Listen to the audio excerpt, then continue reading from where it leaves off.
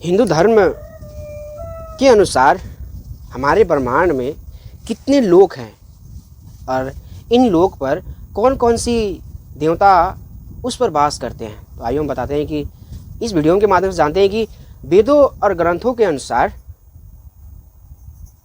हमारे ब्रह्मांड में 14 लोक शामिल हैं, जिनका निर्माता माता भोगेश्वरी ने शिव जी के साथ मिल के किया था। इन 14 लोकों में धरती लोक का स्थान 7वें नंबर पर है। धरती के ऊपर 6 लोक हैं, जिनको ऊर्ध्व लोक ऊपरी क्षेत्र भी कहा गया है। फिर आती है मध्य लोक, कुछ एक लोक है धरती लोक। फिर धरती से नीचे 7 लोक है, जिनको आधो लोक निचला क्षेत्र कहते हैं। ऊर्ध्व लोक ऊपरी क्षेत्र के क्या नाम है और ये कौन वास करते हैं? तो एक में सत्यलोक, इसको ब्रह्मा लोक भी कहा जाता है। सत्यलोक इन 14 लोकों में से सबसे ऊपर है। इसमें ब्रह्मांड के रचयिता भगवान ब्रह्मा वास करते हैं। यह पर ब्रह्मा जी के साथ उनकी पत्नी देवी सरस्वती भी रहती है और साथ में ऐसी पवित्र आत्मा रहती है जिन्होंने बहुत तपस्या अच्छे कर्म करके सत्यलोक में अपनी जगह बनाई है। तपोलोक, ये लोक 4 कुमार बच्चे का निवास स्थान है, जिनका नाम है सनथ, सनक, सनंदन, सनातन। और ये लोग सत्यलोक से करीब 12 करोड़ योजन की दूरी पर नीचे की ओर स्थित है। ग्रंथों के अनुसार 4 कोस का 1 योजन होता है। ये भगवान विष्णु के अवतार में माने जाते हैं और ये ज्ञान शक्ति को दर्शाते हैं। ये अनिश्वर है, यानी इनका मृत्यु नहीं होता है और इनका शरीर 5 साल बच्चे का है। अपनी पवित्रता और साफ मन के कारण इनको हर लोक में जाने की अनुमति है। साथ ही इनको भगवान विष्णु के निवास स्थान वैकुंठ जाने की भी अनुमति है। यहाँ पर ये सिर्फ तपस्या करते हैं, इसलिए इस जगह को तपोलोक कहा जाता है।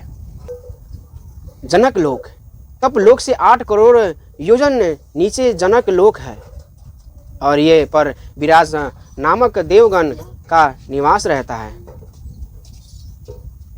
और है महरलोक। महरलोक जनक लोक से 2 करोड़ योजन नीचे महरलोक है। ऋषि मुनियों का घर इसको कहा जाता है। यह पर निवास करने वाले ऋषि मुनि भूलोक और सत्यलोक में आने जाने की आज्ञा रखते हैं। इच्छा अनुसार कहीं भी आ जा सकते हैं। यह पर रहने वालों की उम्र ब्रह्मा जी के 1 दिन के बराबर है, जो कि मनुष्य की उम्र के हिसाब से 4 से 32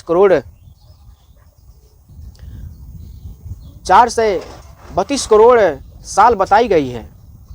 और तब इनके जीवन का अंत होता है। तब इनके कर्मों के हिसाब से तय होता है कि आत्मा ब्रह्मा लोक सत्य लोक जाएगी या फिर महर लोक के नीचे स्थानों में जाएगी। स्वर्ग लोक, ये लोक महर लोक से 80,000 योजन नीचे हैं। यह पर 33 वैदिक देवताओं का वास है, जिसे राजा इंद्र देवता है और वो गंधर्व, अप्सरा, मारुष, वावस, देवदत्त और अन्य दिव्य शक्तियों के साथ रहते हैं। ये अकल्पनीय जिसकी कल्पना भी नहीं की जा सकती लोकों में से ये एक है। यह पर अकल्पनीय धन इच्छा पूर्ति करने वाले पेड़ ब्रह्मांड में घूमने के लिए जहाज विभिन्न आयामों में यात्रा करने की क्षमता, लंबा जीवन काल और बीमारी से स्वतंत्र इनका कार्य राक्षसों के लिए खिलाफ सबकी रक्षा करना, ब्राह्मण के मामले में प्रबंध करना है। स्वर्गलोक की राजधानी अमरावती है। ये यमरों का निवास स्थान है। कामधेनु गाय, 3 सर वाला सफ़ेद हाथी, एरावत, उड़ने वाला घोड़े और उचरेवा, यह सब इनको समुद्र मंथन से प्राप्त हुआ था। भूवर लोक, ये लोक अर्थ देवियों और ऋषि मुनियों का निवास स्थान है। देवताओं के संपर्क में रहते हैं और विभिन्न तरीके से देवताओं की सहायता करते हैं और कभी कभार भूलोक में भी जाने की अनुमति रखते हैं। अगर इनके कर्म और मेहनत अच्छे होते हैं तो इनको देवताओं का पक्ष भी मिलता है, और अगर अच्छे ना हो तो मनुष्य या उससे नीचे का जन्म भी मिलता है। भूअर लोक में 8 लोक और शामिल है। ये भूअर लोक और धरती लोक के बीच में गिने जाते हैं। एक में ध्रुव लोक, ये हमारी आकाश गंगा के बीच का हिस्सा बताया गया है। ये महर लोक से 1 करोड़ योजन नीचे है। दो में है सप्तऋषि लोक, ये ध्रुव लोक से 1 लाख योजन नीचे बताया गया है।